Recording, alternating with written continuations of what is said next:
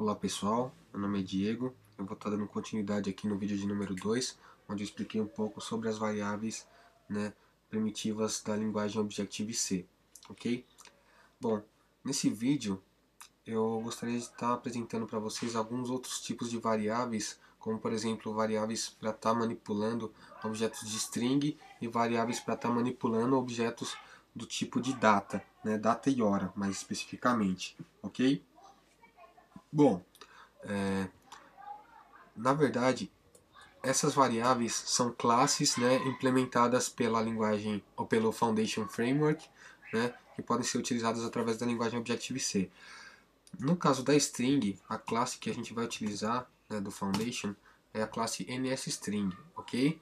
E aí, a classe NSString, ela requer, no ato da declaração dela, esse asterisco aqui antes do nome da minha string, ok? Antes do nome do meu objeto. Esse asterisco ele corresponde a um ponteiro, ok? Bom, o conceito de ponteiro ele não é tão importante nesse momento, mas só entenda que todos os objetos da linguagem Objective-C, geralmente que são precedidos sempre por NS, requer estar colocando um asterisco aqui antes do nome do objeto que você deseja estar manipulando, ok? Então, eu vou estar inicializando essa string, ok? Com valor Diego. Importante que, diferentemente de outras linguagens de programação, o Objective-C ele requer a inclusão de um prefixo arroba, nas strings, ou seja, na string. Então, no caso, não é simplesmente o abre e fecha aspas aqui que é necessário para estar atribuindo uma string, manipulando uma string. Você precisa também estar especificando antes do abre e fecha aspas, o arroba, ok? E eu vou imprimir isso aqui na minha janela de output através da função nslog, ok? Então eu vou formatar a minha mensagem para que seja o nome da pessoa e eu vou utilizar o placeholder %arroba, ok? %arroba na linguagem Objective-C é o placeholder, para a gente estar concatenando objetos, no caso objeto NSString, dentro da minha própria string de mensagem, ok? Então, eu vou concatenar o valor armazenado no meu objeto de string nome, ok? E eu vou executar o meu programa. Bom, como vocês podem ver aqui na janela de output, a mensagem foi inserida da forma que a gente esperava.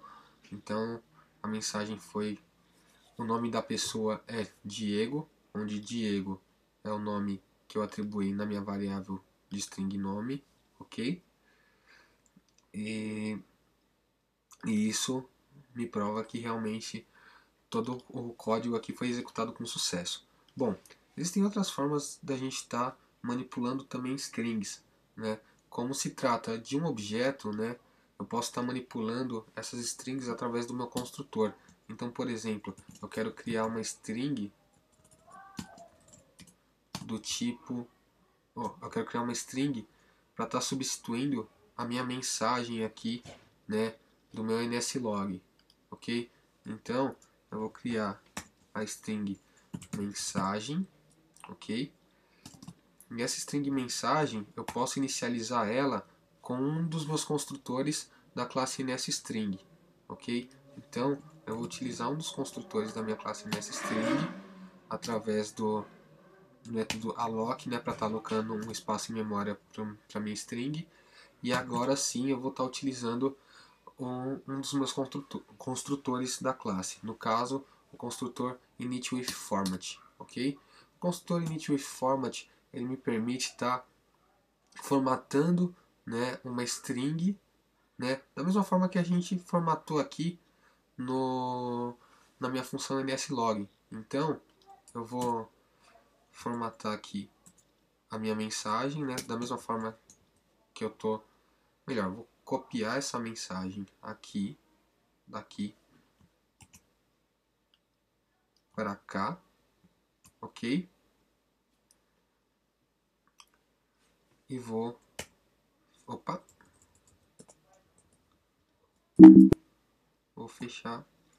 Opa, você não tá sendo muito legal comigo aqui, o Xcode. Então, ok. Agora deu certo. Bom, então agora ao invés de estar formatando a minha mensagem na função nslog, eu vou estar formatando a minha mensagem no método construtor da classe nSstring, ok? No caso, o método initWithFormat. Então, eu vou imprimir essa minha mensagem aqui na minha função nslog.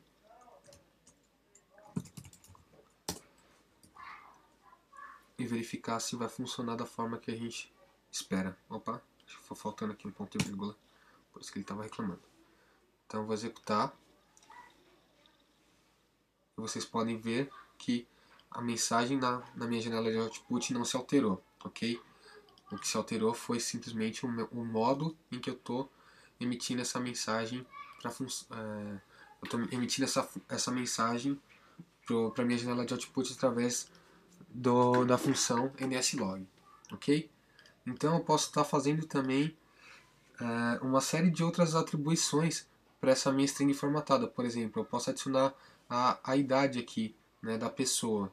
Então eu vou criar aqui, por exemplo, uma variável inteira chamada idade, onde eu posso atribuir o valor 25 e eu falo que agora o nome da pessoa é, né, o valor armazenado na minha variável nome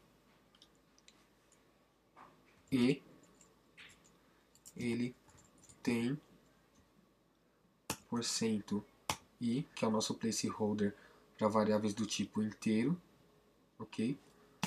Anos. Então, aqui como segundo parâmetro da minha função initWithFormat, eu vou passar a variável idade, ok? Eu vou executar novamente a minha aplicação.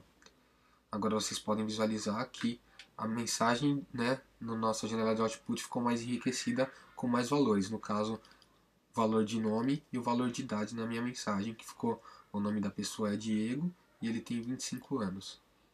Ok? Bom, além da classe NSString, né, a gente tem também a gente tem algumas outras classes que podem estar sendo utilizadas, como por exemplo a classe de data, né?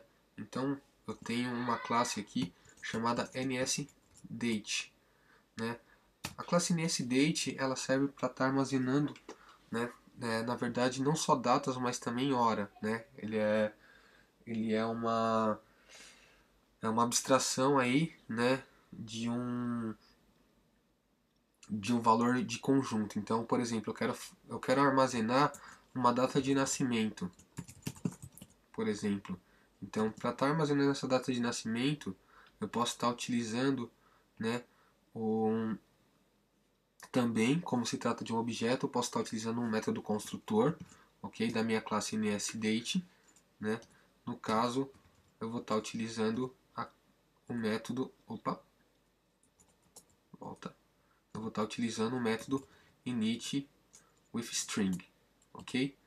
O método initWithString, se vocês visualizarem, ele me permite, deixa eu ver se eu consigo formatar ele. Bom, ainda não.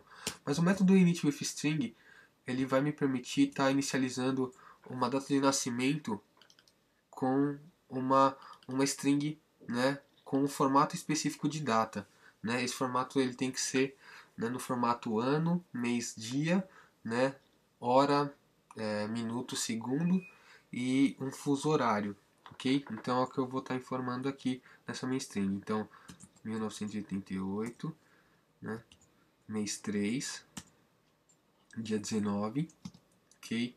O horário eu não lembro, então eu vou colocar meia-noite aqui, 0 horas, 0 segundos, ou 0 minutos e 0 segundos.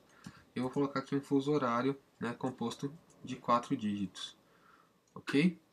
Bom, e com isso a gente criou aqui a nossa data de nascimento. Muito importante que quando eu coloquei aqui, né, o fecha colchetes para o meu método construtor, automaticamente o Xcode já me ajudou colocando aqui o fecha colchetes, ok? Então eu vou enriquecer aqui minha mensagem com mais informação. Então eu vou adicionar aqui, ele tem 25 anos e ele nasceu no dia % arroba. E a gente vai adicionar mais uma informação aqui à nossa mensagem, no caso a data de nascimento, ok? Eu vou executar novamente o meu aplicativo e vocês vão visualizar aqui que agora a minha mensagem foi enriquecida. Então agora a mensagem ficou: o nome da pessoa é Diego e ele tem 25 anos e ele nasceu no dia, né, no caso 19, né, que corresponde ao dia do 13 de 1988, às 0 horas, 0 minutos, 0 segundos, sem fuso horário, ok? Então, por esse vídeo é isso, né? No próximo vídeo eu pretendo estar explicando um pouco aí de fluxo de programa, de aplicativos, né? Utilizando a linguagem Objective-C. Muito obrigado pela atenção e até a próxima.